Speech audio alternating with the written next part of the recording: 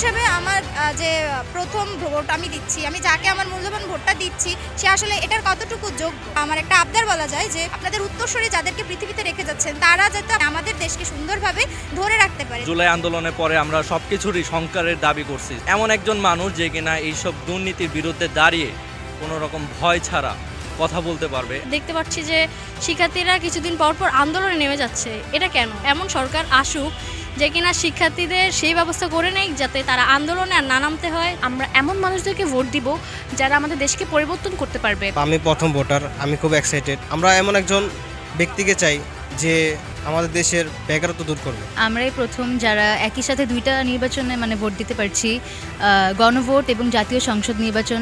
এমন প্রার্থী আসুক যে দেশটাকে ঠিক রাখবে, উন্নয়ন করবে দেশটাকে, সংস্কৃতি হোক, ক্রীড়া হোক, বিভিন্ন সকল বিষয়। একটা দেশের প্রাণ শক্তি হচ্ছে তারুণ্য।